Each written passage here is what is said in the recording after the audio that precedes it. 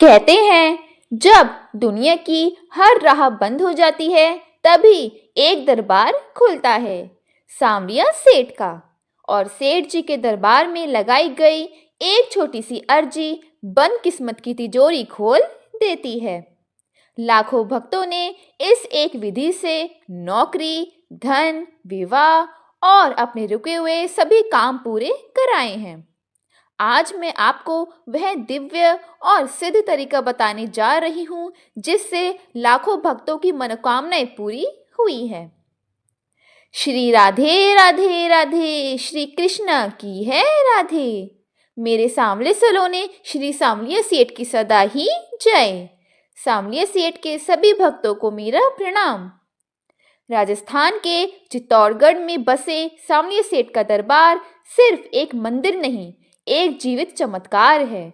यहाँ अर्जी लगाने की परंपरा सदियों पुरानी है। भक्त कहते हैं सेठ जी को लगाई अर्जी हर हाल में मंजूर होती है। तो सांवलिया सेठ जी को अर्जी कैसे लगाएं? श्री सांवलिया सेठ को अर्जी लगाने के दो तरीके हैं। पहला, आप सेठ जी के मंदिर में जाकर अर्जी लगा सकते हैं। दूसरा, आप अपने घर से भी अर्जी लगा सकते हैं।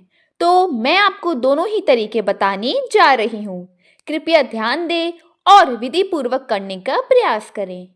मेरे सांवले सलोने श्री सांवलिया सेठ को अर्जी लगाने से पहले स्नान करके स्वच्छ वस्त्र पहने और मन को शांत करें और दिल से पुकारे, जय श्री सांवलिया सेठ। सुबह सवेरे मंदिर जाएं तथा अपने सामर्थ्य और मंदिर व्यवस्था के अनुसार पूजा विधि की सभी सामग्री जैसे धूप, दीप, फूल, फल और भोग प्रसाद को सांवलिया सेठ के चरणों में अर्पित करें। और आप अपनी अर्जी एक कागज पर लिखकर सूखे नारियल के साथ प्रभु की मूर्ति के चरणों में रख सकते हैं। अगर आपके घर के पास सांवलिया सेठ का मंदिर ना हो तो निराश ना हुए, आप राधा कृष्ण मंदिर या लक्ष्मी नारायण मंदिर में भी अर्जी लगा सकते हैं। अब आप अपने घर से अर्जी कैसे लगा सकते हैं यह भी जान लीजिए। पूजन स्थल पर श्री सांवलिया सेठ की प्रतिमा या चित्र स्थापित करें। सबसे पहले श्री सांवलिया सेठ के समक्ष धूप, दीप प्रज्वलित करें और अक्षत, पुष्प, तुलसी दल और गंगा जल अर्पित करें। दूध से बनी मिठाई या प्रसाद भोग में जरूर चढ़ाएं। कहने का मतलब पूजा सरल परंतु विधि विधान से करें। भगवान विष्णु के मंत्र ओम नमो श्री भगवते वासुदेवाय नमः या ओम श्री कृष्णाय नमः जैसे मंत्रों का जाप 108 बार जरूर करें। अब आप सांवलिया सेठ को लगाई जाने वाली अर्जी कैसे तैयार करें यह जानते हैं। एक सफेद कागज लीजिए, लाल रंग की स्याही से अपनी परेशानी, मनोकामना, अपनी पीड़ा या वह बात लिखिए जो आप दुनिया को नहीं बता पाए पर सांवलिया सेठ को बताना चाहते हैं।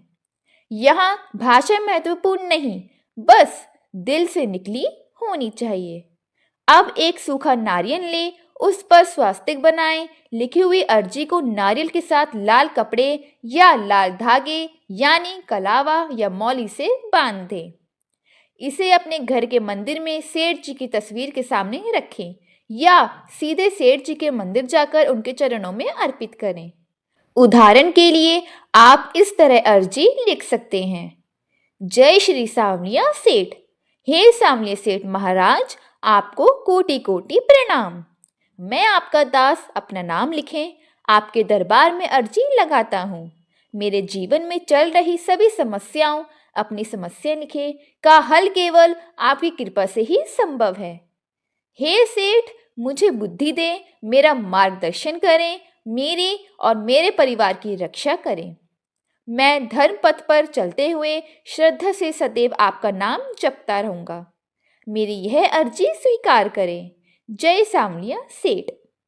अंत में लिखें, हे सेठ, मेरी यह अर्जी स्वीकार करें। मुझ पर और मेरे परिवार पर अपनी कृपा दया दृष्टि सदैव बनाए रखें।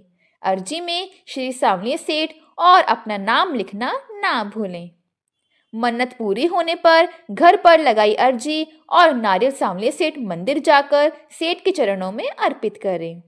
अर्जी लगाने का शुभ समय प्रातःकाल और रात्रि आरती का होता है और किसी भी शुभ दिन या विशेषकर गुरुवार और एकादशी के दिन अर्जी अधिक फलदायी मानी जाती है।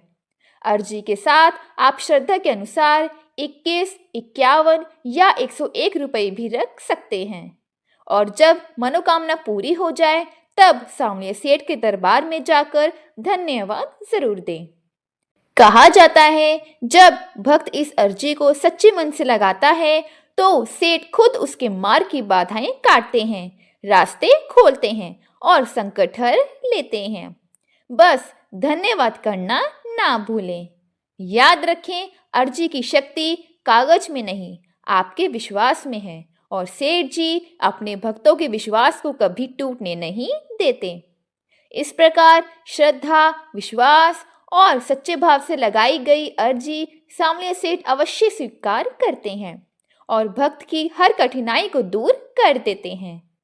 भक्ति, प्रेम, त्याग और समर्पण का अद्भुत संगम सांवलिया सेठ जी से प्रार्थना है कि मेरी और मेरे सभी सब्सक्राइबर्स की अर्जी स्वीकार कर मनोकामनाएं पूर्ण करें। जय श्री कृष्णा, जय सांवलिया सेठ, धन्यवाद।